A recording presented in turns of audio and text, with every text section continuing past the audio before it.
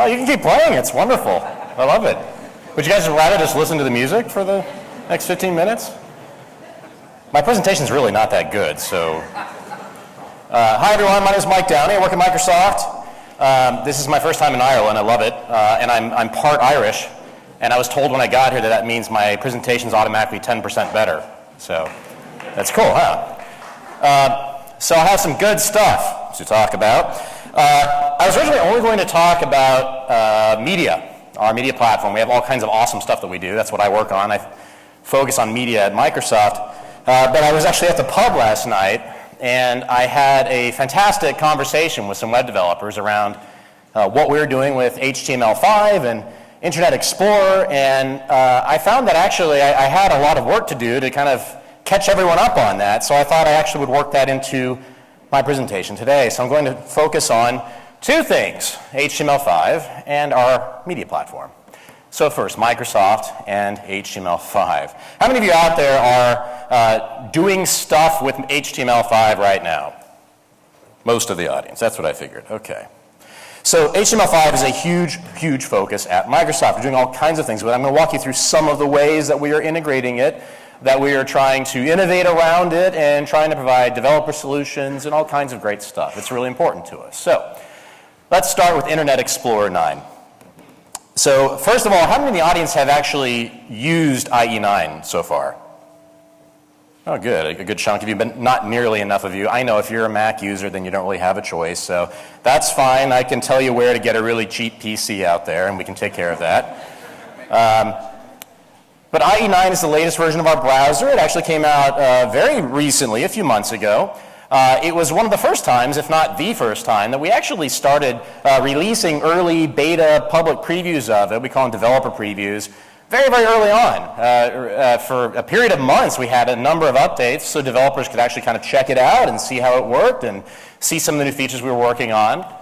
We focused very, very hard on making it standards compliant, being very active with the W3C and adhering to those standards and not trying to, sway off the course from those. And I think we've done a very good job of that, and the industry seems to think that we've done that as well. Now, one of the things that we've done in IE9 that I think is really advantageous to you just as a user, not even just as a developer, but as a general web browsing user, is we've made the graphics, the text, and the video hardware accelerated, so it's really fast. We refer to that as using native APIs in the operating system, so we can take advantage of Windows and speed things up instead of making them run in managed code and things like that. Part of that is our new Chakra engine, which is kind of the code name for the new JavaScript engine in Internet Explorer.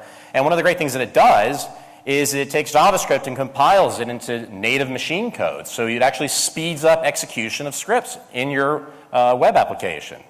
And that's good. That speeds everything up. In fact, I've been a huge fan of JavaScript for a long time now. I actually used to work on Flash at Macromedia and Adobe for a good chunk of my career, and we had a language called ActionScript that was also based on ECMAScript, same thing that JavaScript's based on. Long story short, I've been working with it for a very long time in my own career, and seeing it get sped up tremendously by so many of the browser vendors is really exciting to me because I think JavaScript is like the great equalizer for development.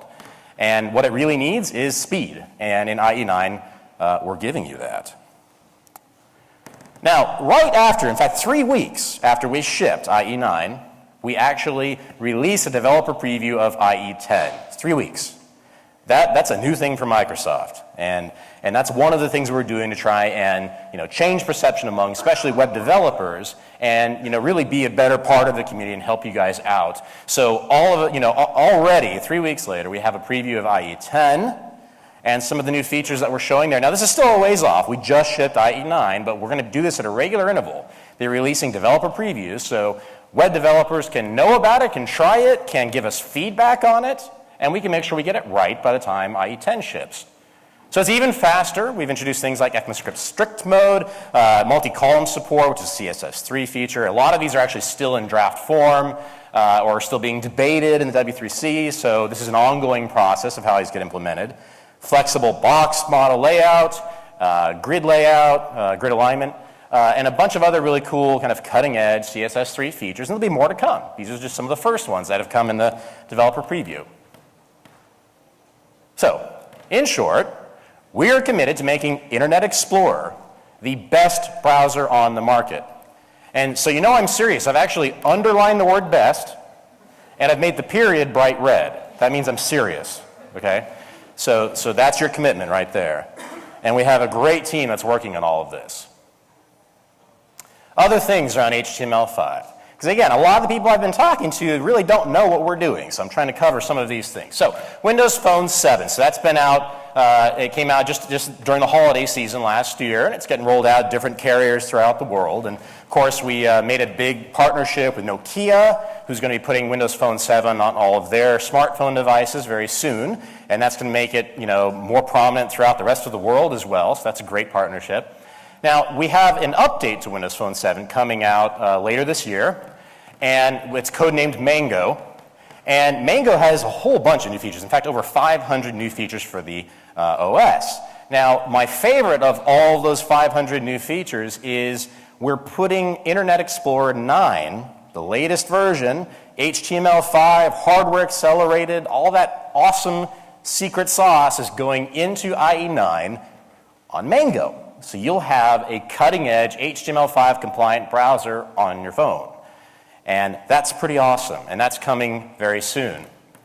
Now, the next one is one that I can't say a lot about, but earlier this week we had it was last week, we started for the kind of first time really talking about and showing some of the new stuff coming down the road in the next version of Windows.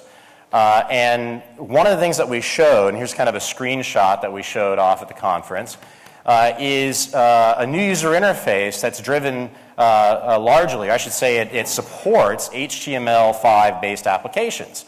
So in the future, we announced that you're going to be able to write Windows apps using HTML5. And that's pretty awesome as well. So all this work that we're doing that's going into the browser, that's kind of the first manifestation of it. Then you're seeing that rolled into the phone, and you're seeing that rolled into the OS. You can see that Microsoft has a very big commitment to HTML5. Now, one of the other things I get asked about a lot, because I actually am also focused on Silverlight at Microsoft. Like I said, I work in the media evangelism group. Actually, I didn't say that, but I'm telling you that now. I work in the media evangelism group at Microsoft, and one of the things that we do are really high-end media experiences. We're focused on enabling that kind of stuff and telling that story and partnering with companies and doing all those great things. Now, most of what we do in our high-end media experiences is based on Silverlight, a browser plugin. It runs on cross-platform, all the different browsers.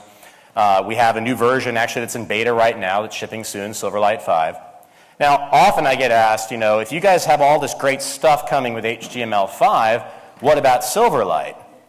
And in those questions, they're usually putting them head to head, like it's one or the other. It's either HTML5 or it's Silverlight. And what I like to explain to people is Silverlight is, first of all, something that we came out with a while ago. And when we came out with it, it was really the main web client technology that we even had to talk about. From a developer perspective, we didn't really have an HTML5 story yet until we came out with IE9. So what else do we talk about? We had ASP.NET, which is a server-side language for building web applications. But as far as in the client, in the browser, that was our story, Silverlight. So that was all we ever talked about. When we came out with HTML5 and the new version of IE9, we all of a sudden had more stuff to talk about. We covered a broader range of use cases. And of course, when you come out with something new, that's all you talk about is that new thing. So the result is some people think that we're not doing Silverlight anymore, we're not focused on that. And that's not the truth. We're still doing a lot of great innovation around Silverlight. Our story on the web, though, has now gotten much, much bigger. And the truth is there's a lot more to talk about with regard to HTML5. It suits a lot more use cases, and it's a lot more significant in the future of how we build apps. Now, that said, Silverlight is an amazing way to build media applications, media-heavy applications. So video delivery, for example, we could take a look at video specifically. With HTML5, in this spec, you have a video tag, which is awesome. You can just use a tag to embed video in your website. The problem is the spec really doesn't get into a few really key areas. Things like, for example, video codecs. It doesn't really standardize that at all. So we have a big war going on right now between codecs. And media delivery isn't addressed either. So I don't want to get into too many details on this, but for delivering streaming media, video, the most popular way to do that now is adaptive streaming over HTTP. And there's several different solutions out there. I think we have the best. It's called smooth streaming. But right now, there's no standard or way to do that in HTML5. And until that changes, which, we're working with the W3C to make that happen, but it's probably going to be a ways off, especially once it gets implemented. How else do you deliver that type of streaming media? And the way you do it in our stack is with Silverlight. And I'm going to show you some examples of how that actually works. So, for Silverlight media, line of business applications, behind the firewall, enterprise apps, those kinds of things. Not only is it a great client-side technology for powering those types of applications, but it also has an amazing development environment for doing it. Visual Studio, .NET, C#. As a developer, there's a lot of advantages to using those tools and those languages over the alternatives. And that's really one of the assets of using Silverlight in that type of application. And then finally, Silverlight is also the way you write applications for Windows Phone. So that's kind of the area that we really focus on, that we continue to innovate around with the Silverlight technology. So now I want to talk about the media platform. So the way we continue to consume media is evolving. Almost half of all internet traffic now is streaming media, and that's primarily video.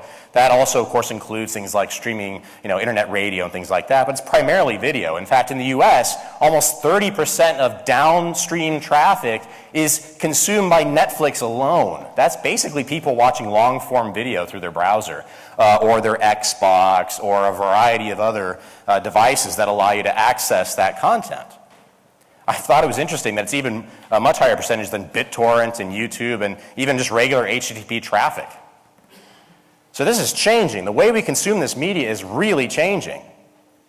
And how we interact with this content is changing. It's no longer this lean-back, passive experience all the time like you have with television, but you're starting to have more control. You interact using the mouse.